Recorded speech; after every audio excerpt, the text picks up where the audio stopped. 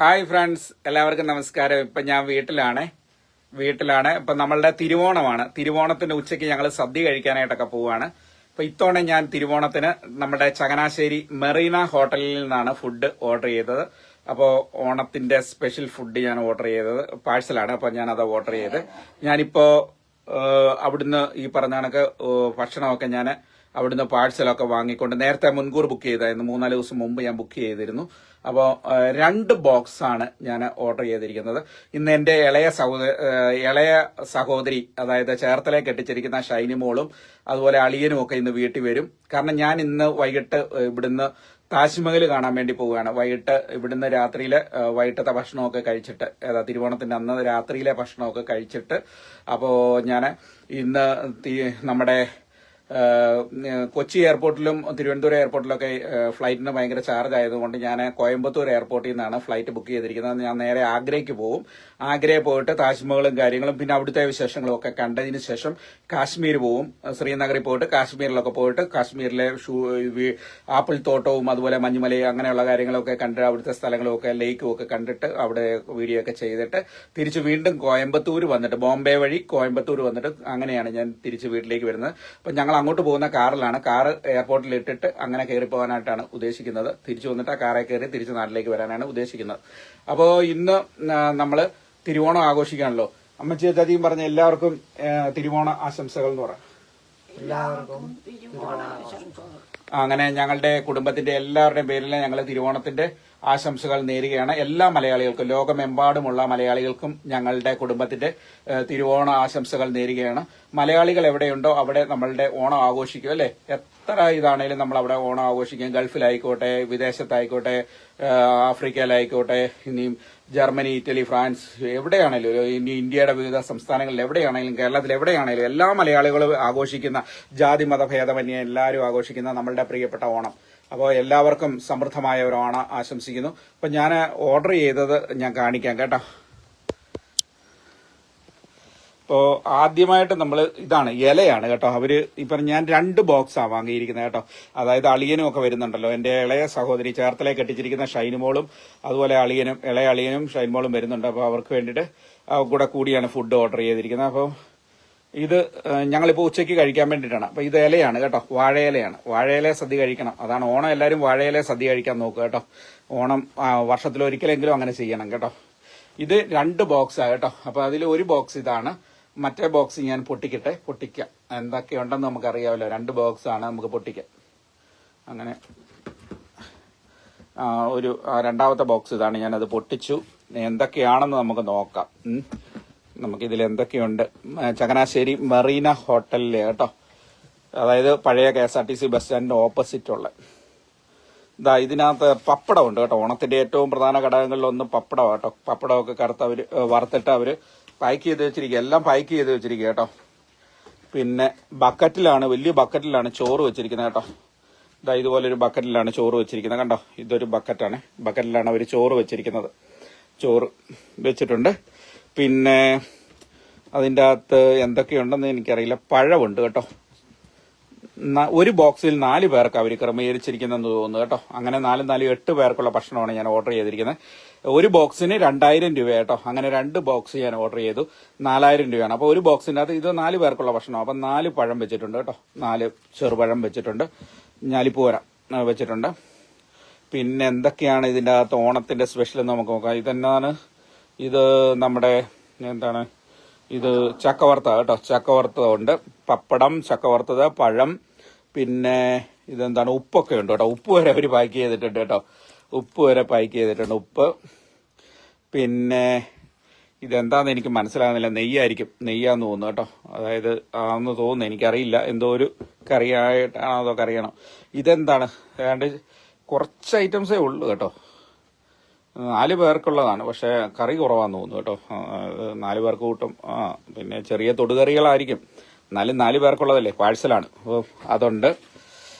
ചങ്ങനാശ്ശേരി മെറീനയിലെ കേട്ടോ. 4 പേർക്കുള്ളതാന്ന് ഓർക്കണം. അപ്പം പാഴ്സൽ വെക്കുമ്പോൾ നിറഞ്ഞിട്ടൊന്നുമില്ല. ഇപ്പൊ ഇതൊക്കെ കാലിയായിട്ട് തന്നെ ഇരിക്കുന്നത്. ഒരെണ്ണത്തിന് 2000 രൂപയാന്ന് ഓർക്കണം. പക്ഷെ ക്വാണ്ടിറ്റി കുറവാണ് കേട്ടോ. വളരെ കുറവാണ്. ഇത് കണ്ടില്ലേ? ഇത് കണ്ട് എന്താണോ പയറാന്ന് തോന്നുന്നു. പയർ കറിയാന്ന് തോന്നുന്നു. 4 പേർക്ക് കഴിക്കാനായിട്ട് അത്രയൊക്കെ ഉള്ളൂ. പിന്നെ ഇതന്നെ കളിയടക്ക ഉണ്ട് കേട്ടോ, ചെറിയ പാക്കറ്റ് 4 പേർക്കുള്ളതാണ് കേട്ടോ. പിന്നെ ചിപ്സ് കണ്ടോ, 4 പേർക്കുള്ള ചിപ്സ്, എല്ലാം ചെറിയ പാക്കറ്റിലാണ് വെച്ചിരിക്കുന്നത് കേട്ടോ. പിന്നെ ഇത് കടുമാങ്ങ അച്ചാർ.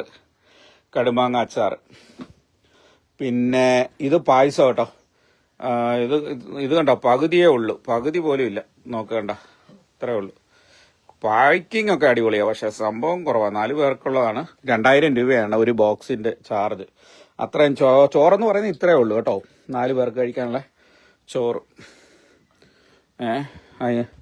പിന്നെ ഇതെന്താണ്, പച്ചരി കിച്ചടിയോ എന്തൊക്കെയാണോ അതൊക്കെയാണ്. ഇതെന്താന്ന് എനിക്കറിയില്ല. എല്ലാം ഒരു 1/4 ഭാഗം വെച്ചൊക്കെ ഉള്ളൂ, നിറച്ചിട്ടില്ല. നിങ്ങൾ കണ്ടോ, ഇത്രേ ഉള്ളൂ സംഭവം, കണ്ടോ. എല്ലാം അങ്ങനൊക്കെ തന്നെ ഉള്ളൂ കേട്ടോ. കാരണം അത് 4 പേർക്ക് കൊടുക്കുമ്പോൾ 2000 രൂപ മേടിക്കുമ്പോൾ അത് നിറച്ച് കൊടുക്കേണ്ടതാണ്. പക്ഷെ അതൊന്നുമില്ല. ചങ്ങനാശ്ശേരി മറീന ഹോട്ടലിലാണ് കണ്ടോ. ഞാനിത് ലൈവായിട്ട് പൊട്ടിച്ച് കാണിക്കുന്നതാണ്, ലാസ്റ്റ് സ്പോട്ടിൽ കാണിക്കുന്നതാണ്. ഇത് കണ്ടോ, ഇത്രേ ഉള്ളൂ. ഇതൊക്കെ എന്താണെന്നറിയില്ല, അത് എന്തോ കിച്ചടി എന്ന അങ്ങനെയുള്ള സാധനങ്ങളും ഒക്കെയാണ് ഇത്. പിന്നെ ഇതെന്താണ്, ഏതാണ്ട് ഇത് കറിയാണ്, അതുണ്ട്. കുറേ വലിയ പരസ്യമൊക്കെ കൊടുത്തിട്ടുണ്ട്, അതുണ്ട് ഇതുണ്ട് എന്നൊക്കെ. പക്ഷെ പായസം ഇതാണേ, അത് ഇത്രയുണ്ട്. ഇതാണ് അതിൻ്റെ കറക്റ്റ് അളവ്, ഇത്രയുണ്ട്. ഇതെന്നാ പായസം എന്നറിയില്ല, അടയായിരിക്കും, അതുണ്ട്. അതോ കടലയാണെന്ന് തോന്നുന്നു, എന്താണെന്ന് അറിയില്ല. ഞാൻ പൊട്ടിച്ച് നോക്കിയില്ല, അതുകൊണ്ടാണ് ഞാൻ പറഞ്ഞത് കേട്ടോ. അറിയാതെ നമ്മൾ പറയുന്നത് ശരിയല്ലല്ലോ. പിന്നെ തോരൻ കറി പിന്നെ കുറച്ചുണ്ട് കേട്ടോ, അതേതായാലും ഏതാണ്ടുണ്ട്, കുറച്ച് അതിൻ്റെ അകത്ത് ഫില്ലായിട്ടുണ്ട്. ഇത് സംഭവം എന്താണ്, ക്യാബേജാന്ന് തോന്നുന്നു കേട്ടോ. പിന്നെ ഇത് അവിയലുണ്ട് കേട്ടോ, അവിയലുണ്ട്, കാണാൻ പറ്റുന്നുണ്ടല്ലോ. ഇതൊക്കെയാണ്. അത് ഫില്ലാക്കി നിറച്ച് തരത്തില്ലെന്ന് തോന്നുന്നു. എല്ലാത്തിലും കുറേ ബോക്സ് കാലിയുണ്ട്. ഇത് എന്തോ ഒരു കറിയാണ്. പിന്നെ ഇത് ബീട്രൂട്ടിൻ്റെയൊക്കെ പോലെ ഇരിക്കുന്ന കളർ കണ്ടിട്ട് അതിൻ്റെ എന്തോ സംഭവമാണ്, എന്താണെന്നറിയില്ല, എന്തൊക്കെയോ. പിന്നെ ഇത് എന്തോ ഒരു കറിയായിട്ട് തന്നെയാണ്, എല്ലാം കറികളായിട്ടാണ് വരുന്നത്. അതിൽ അവിയലും തോരൻ കറിയെ നമുക്ക് ഇതായിട്ട് ഇത് ഇച്ചിരി തിക്കായിട്ടുള്ളതേ ഉള്ളൂ തോരനായിട്ട്. ബാക്കിയെല്ലാം ഗ്രേവി ആയിട്ടാണ്. ഇതൊക്കെ കണ്ടോ, ഗ്രേവി ആയിട്ടാ, മോരാന്ന് തോന്നുന്നു.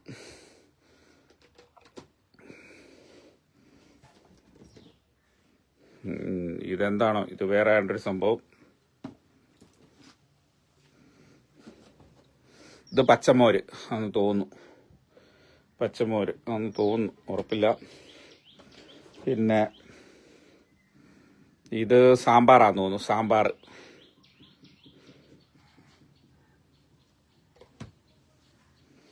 പിന്നെ ഇതും രസമോ എന്താണോ, എല്ലാം ചാറാ കേട്ടോ, ചാറ് കറിയേ ഉള്ളൂ.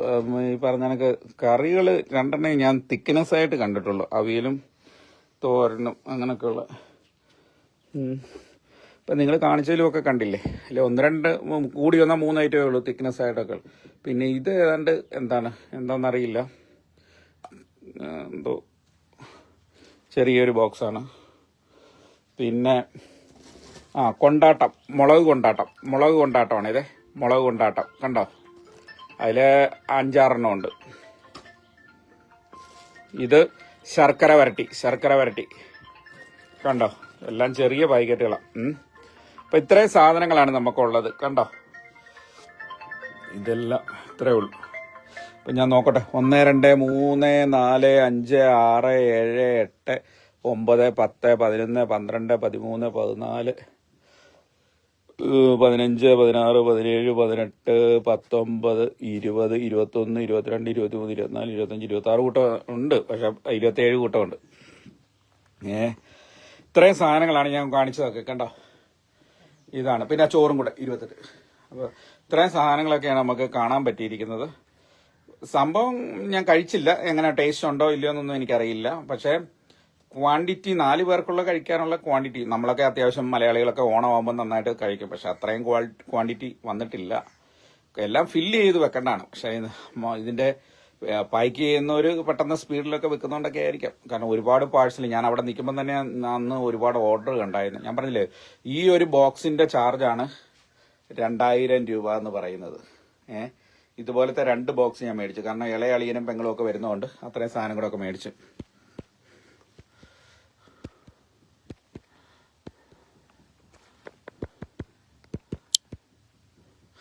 അപ്പോ നിങ്ങളെല്ലാവരും സദ്യ കഴിച്ചെന്നൊക്കെ വിചാരിക്കുന്നു. കാരണം ഇപ്പൊ സമയം 1:30 ആകുന്നു, 1:25 കറക്റ്റ് പറഞ്ഞാല്. ഇപ്പോൾ ഞാനിപ്പോൾ പോയി പാഴ്സൽ വാങ്ങിക്കൊണ്ട് വന്നേ ഉള്ളൂ. ഇപ്പം ഞങ്ങളെല്ലാവരും കഴിക്കാൻ പോവാണ്. രാവിലത്തെ ഭക്ഷണമൊക്കെ കഴിച്ച് ഞങ്ങൾ രാവിലെ ഇഡലിയും സാമ്പാറും ഒക്കെ ആയിരുന്നു. ഓണമായതുകൊണ്ട് സാമ്പാറാക്കി, ഇഡലിയും സാമ്പാറും ആയിരുന്നു. ഇനി ഉച്ചയ്ക്ക് ചോറ് കഴിക്കാൻ വിഭവസമൃദ്ധമായ ഓണസദ്യ. കാരണം കുറെ കറികളൊക്കെ വെക്കേണ്ടതുകൊണ്ട് ആ ഒരു ഇതുകൊണ്ടാണ് അമ്മയ്ക്കൊക്കെ വയ്യ. അപ്പം എന്നാൽ അവർക്കൊക്കെ ടേസ്റ്റായിട്ട് വായിക്ക് രുചിയായിട്ടൊക്കെ നല്ല കറിയും ചോറും ഒക്കെ കൊടുക്കാമെന്നുള്ള രീതിയിൽ നമ്മൾ ഓർഡർ ചെയ്തതാണ്. അപ്പോൾ ഇന്നത്തെ ഓണത്തിന് നമ്മൾ 4000 രൂപ പൊടിച്ചു. ഏതായാലും ഓണമല്ലേ, വർഷത്തിലൊരിക്കലുള്ളതല്ലേ, അപ്പോൾ അത് നല്ലതായിട്ടൊക്കെ കഴിക്കാമെന്ന് വിചാരിക്കുന്നു. അപ്പോൾ എല്ലാവരും സദ്യ കഴിക്കുക. കഴിക്കാത്തവരൊക്കെ ഉണ്ടെങ്കിൽ സദ്യ കഴിക്കുക. കഴിച്ചവരൊക്കെ ഒന്ന് റിലാക്സ് ആയി വീട്ടിലൊക്കെ അല്പസമയമൊക്കെ ഇരുന്ന് എല്ലാവരോടൊക്കെ സംസാരിച്ച് നിങ്ങളുടെ ഈ വർഷം നിങ്ങളുടെ ജീവിതത്തിലെ എല്ലാവർക്കും സന്തോഷം ഉണ്ടാകട്ടെ, സമാധാനം ഉണ്ടാകട്ടെ, ഐശ്വര്യം ഉണ്ടാകട്ടെ. നമ്മുടെ മാവേലി നാടു വാണിടും കാലം മനുഷ്യരെല്ലാവരും ഒന്നുപോലെ എന്നുള്ള പോലെ ആ ഒരു ഇത് ഓർമ്മയിൽ വെക്കുക. എല്ലാവരും ഒന്നാണെന്നുള്ള ചിന്തയും ഒക്കെ നമുക്കുണ്ടാകുക. മതത്തിന്റെ പേരില്, വർഗത്തിന്റെ പേരില്, രാഷ്ട്രീയത്തിന്റെ പേരില് ഒന്നും വിഭജിച്ച് നിൽക്കാതെ എല്ലാവരും അത് ഏത് മതത്തിൽപ്പെട്ടവരായിക്കോട്ടെ, നമ്മുടെ ചുറ്റുവട്ടത്തുള്ളവര്, നമ്മുടെ സുഹൃത്തുക്കള്, അങ്ങനെ കണ്ടാൽ മതി. അത് ഏത് മതത്തിൽപ്പെട്ടവരായാലും നമുക്കെന്താ, അവരാ മതത്തിൽ അവരുടെ മാതാപിതാക്കളിൽ നിന്ന് ജനിച്ചുകൊണ്ട് അവരെ ഇന്ന മതത്തിൽ ജനിച്ചു. ഞാനിപ്പോൾ ക്രിസ്ത്യൻ മതത്തിൽ ജനിച്ചത് ഞാൻ എൻ്റെ മാതാപിതാക്കളിൽ ക്രിസ്ത്യൻ കുടുംബത്തിലായതുകൊണ്ട് ഞാൻ ഇവിടെ ജനിച്ചു. അങ്ങനെ അങ്ങ് ചിന്തിച്ചാൽ മതി. അപ്പോൾ മതത്തിന്റെയും രാഷ്ട്രീയത്തിന്റെയും, ഏത് രാഷ്ട്രീയത്തിൽ പ്രവർത്തിച്ചിട്ടോ അതിൻ്റെ അകത്ത് എന്താ, ഓരോരുത്തർക്കും ഏത് രാഷ്ട്രീയത്തിലോ ഏത് മതത്തിലോ ഏത് സംഘടനയിലോ ഒക്കെ പ്രവർത്തിക്കാൻ ഇതുണ്ടല്ലോ. അതിന്റെ പേരിൽ നമ്മുടെ സൗഹൃദമോ നമ്മുടെ ബന്ധങ്ങളോ നമ്മുടെ റിലേഷൻഷിപ്പോ ഒന്നും നശിക്കാൻ പാടില്ല.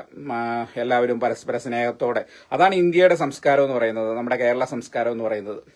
അതാണ് നമ്മുടെ പഴയ ഒരു രാജാവ് ഉണ്ടായിരുന്ന മാവേലി എന്ന് പറഞ്ഞ അന്നത്തെ കാലത്ത് അതാണ്, എല്ലാവരും ഒന്നുപോലെയായിരുന്നു. അന്ന് അദ്ദേഹം ഭരിച്ചിരുന്ന ആ ഒരു കാഴ്ചപ്പാടില് ഇന്നും ജീവിക്കാൻ നോക്കുക. ഇനി മതത്തിന്റെ പേരിൽ കുത്തിത്തിരിപ്പുണ്ടാക്കുന്ന അത് ഏത് വ്യക്തിയായിക്കോട്ടെ, മതപണ്ഡിതനായിക്കോട്ടെ, ഇനിയും നമ്മുടെ സുഹൃത്തായിക്കോട്ടെ, ആരായാലും അങ്ങനെയുള്ളവരെയൊക്കെ ഒന്ന് ഒഴിവാക്കി നിർത്തുക. കാരണം മതത്തിന്റെ പേരിൽ ഒരിക്കലും വിഭജിക്കാൻ പാടില്ല.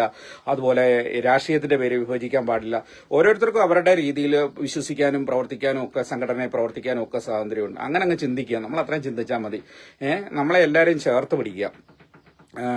അതിലെ എല്ലാവർക്കും, എല്ലാ മലയാളികൾക്കും, ലോകത്തിന്റെ വിവിധ ഭാഗങ്ങളിലുള്ള എല്ലാ മലയാളികൾക്കും